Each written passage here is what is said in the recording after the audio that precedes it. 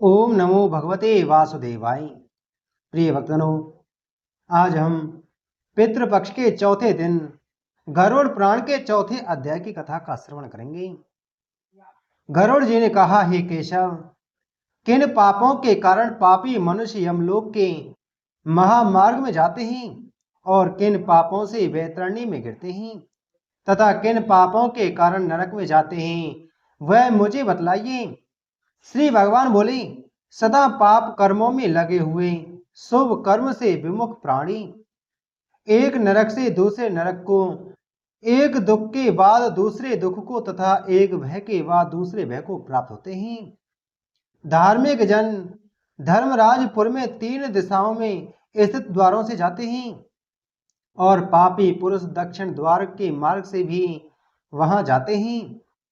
इसी प्रकार इसी महादुखदायी दक्षिण मार्ग में बैतरणी नदी है, उसमें जो पापी पुरुष जाते हैं उन्हें मैं तुम्हें बताता हूं। जो ब्राह्मणों की हत्या करने वाले, सुरापान करने वाले, गौघाती, बाल हत्यारे, स्त्री की हत्या करने वाले, गर्भपात करने वाले और गुप्त रूप से पाप करने वाले हैं, जो गुरु के धन को हरण करने वाले, देवता अथवा ब्राह्मण का धन हरण करने वाले, स्त्री द्रव्यहारी, बाल द्रव्यहारी हैं, जो ऋण लेकर उसे न लौटाने वाले, धरोहर का अपहरण करने वाले, विश्वासघात करने वाले, विषपान देकर मार डालने वाले, दूसरे के दोष को ग्रहण करने वाले, गुणों की प्रशंसा न करने वाले, गुणवानों के साथ डहा रखने वाले, नीचों के साथ अनुराग रखने वाले, मूढ़, सत्संगति से दूर रहने वाले, जो तीर्थों, सज्जनों, सत्कर्मों, गुरुजनों और देवताओं की निंदा करने वाले हैं, पुराण, वेद, मीमांसा, न्याय और वेदांत को दूषित करने वाले हैं, दुखी व्यक्ति को देखकर प्रसन्न होने वाले, प्रसन्न को दुख देने वाले, दुर्वचन बोलने वाले तथा सदा दूषित चित्तवृत्ति वाले हैं, जो हितकर वाक्य और शास्त्रीय वचनों को कभी न सुनने वाले, अपने को सर्वश्रेष्ठ समझने वाले, घमंडी, मूर्ख होते हुए अपने को विद्वान समझने वाले हैं, वे तथा अन्य बहुत पापों का अर्जन करने वाले अधर्मी जीव रात दिन रोते हुए यम मार्ग में जाते हैं। यमदूतों के द्वारा पीटे जाते हुए वे पापी बैतरणी की ओर जाते हैं और उसमें गिरते हैं। ऐसे उन पापियों के विषय में मैं तुम्हें बताता हूँ, जो माता पिता, गुरु, आचार्य तथा पूज्य जनों को अपमानित करते हैं, वे मनुष्य बैतरणी में डूबते हैं। जो पुरुष पतिव्रता, सचरित्र, उत्तम कुल में उत्पन्न, विनय से युक्त स्त्री को द्वेष के कारण छोड़ देते हैं, वे बैतरणी में पड़ते हैं। जो हजारों गुणों के होने पर भी सत्पुरुषों में दोष का आरोपण करते हैं और उनकी अवहेलना करते हैं, वे बैतरणी में पड़ते हैं। वचन दे करके जो ब्राह्मण को यथार्थ रूप में दान नहीं देता है और बुला करके जो व्यक्ति नहीं है ऐसा कहता है, वे दोनों सदा बैतरणी में निवास करते हैं। स्वयं दी हुई वस्तु का जो अपहरण कर लेता है, दान देकर पश्चाताप करता है, जो दूसरे की आजीविका का हरण कर लेता है, दान देने से रोकता है, यज्ञ का विध्वंस करता है, कथा भंग करता है, क्षेत्र की सीमा का हरण कर लेता है और गोचर भूमि को जोतता है, वह बैतरणी में पड़ता है। ब्राह्मण होकर रस विक्रय करने वाला, ब्रसली का पति, शूद्र स्त्री का ब्राह्मण पति, वेद प्रतिपादित यज्ञ के अतिरिक्त अपने लिए पशुओं की हत्या करने वाला, ब्रह्म कर्म से च्युत मांस भोजी, मद पीने वाला, उच्च श्रृंखल स्वभाव वाला, शास्त्र अध्ययन से रहित ब्राह्मण, वेद पढ़ने वाला शूद्र, कपिला का दूध पीने वाला शूद्र, यज्ञोपवीत धारण करने वाला शूद्र, ब्राह्मणी का पति बनने वाला शूद्र, राजमहिषी के साथ व्यभिचार करने वाला, पराई स्त्री का अपहरण करने वाला, कन्या के साथ कामाचार की इच्छा रखने वाला तथा जो सतीत्व नष्ट करने वाला है, ये सभी तथा इसी प्रकार और भी बहुत निषिद्धाचरण करने में उत्सुक तथा शास्त्र विहित कर्मों को त्याग वाले वे मूढ़जन बैतरणी में गिरते हैं। सभी मार्गों को पार करके पापी यम के भवन में पहुंचते हैं और पुनः यम की आज्ञा से आकर दूत लोग उन्हें बैतरणी में फेंक देते हैं। हे खगराज, यह बैतरणी नदी कष्ट प्रदान करने वाली सभी प्रमुख नरकों में सर्वाधिक कष्टप्रद है, इसलिए यमदूत पापियों को उस बैतरणी में फेंकते हैं।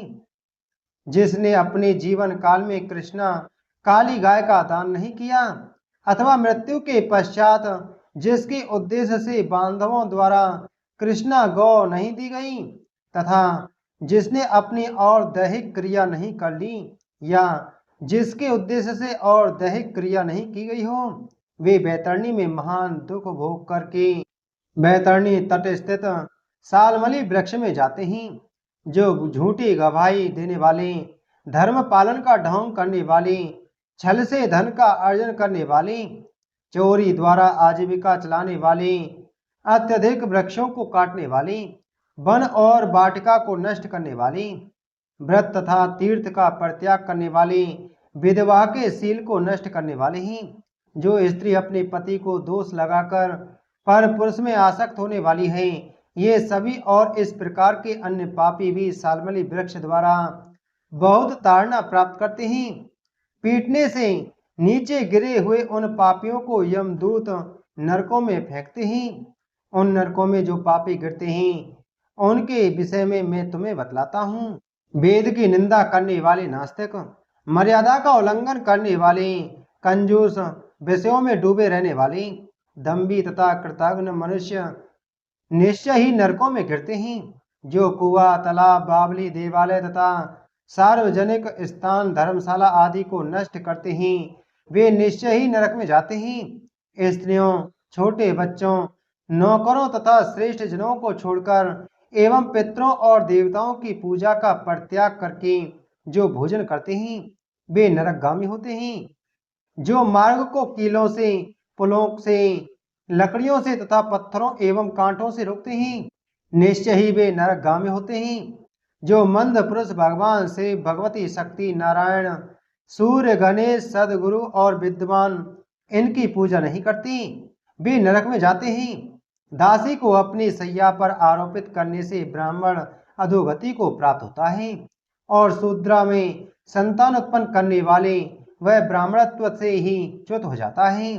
वह ब्राह्मण धर्म कभी भी नमस्कार के योग्य नहीं होता। जो मूर्ख ऐसे ब्राह्मण की पूजा करते हैं वे नरकगामी होते हैं।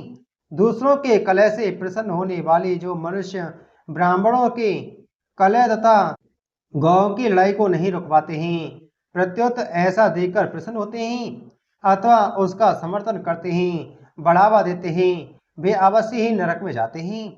जिसका कोई दूसरा शरण नहीं है, ऐसी पति परायणा स्त्री के ऋतुकाल की द्वेषवश उपेक्षा करने वाले निश्चय ही नरकगामी होते हैं। जो कामांध पुरुष रजस्वला स्त्री से गमन करते हैं अथवा पर्व के दिनों अमावस्या, पूर्णिमा आदि में जल में, दिन में तथा श्राद्ध के दिन कामुक होकर स्त्री संग करते हैं, वे नरकगामी होते हैं। जो अपने शरीर के मल को आग, जल, उपवन, मार्ग अथवा गौशाला में फेंकते हैं, वे निश्चय ही नरक में जाते हैं। जो हथियार बनाने वाले, बाण और धनुष का निर्माण करने वाले तथा इनका विक्रय करने वाले हैं, वे नरकगामी होते हैं। चमड़ा बेचने वाले वैश्य, केश योनि का विक्रय करने वाली स्त्रियां तथा विष का विक्रय करने वाले, ये सभी नरक में जाते हैं। जो अनाथ के ऊपर कृपा नहीं करते, सत्पुरुषों से द्वेष करते हैं और निरपराध को दंड देते हैं, वे नरकगामी होते हैं। आशा लगाकर घर पर आए हुए ब्राह्मणों और याचकों को पाक संपन्न रहने पर भी जो भोजन नहीं कराते, वे निश्चय ही नरक प्राप्त करने वाले होते हैं। जो इस सभी प्राणियों में विश्वास नहीं करते और उन पर दया नहीं करते तथा जो सभी प्राणियों के प्रति कुटिलता का व्यवहार करते हैं, वे निश्चय ही नरकगामी होते हैं। जो अजितेंद्रिय पुरुष नियमों को स्वीकार करने के बाद उन्हें त्याग देते हैं, वे नरकगामी होते हैं। जो अध्यात्म विद्या प्रदान करने वाले गुरु को नहीं मानते और जो प्राण वक्ता को नहीं मानते, वे नरक में जाते हैं।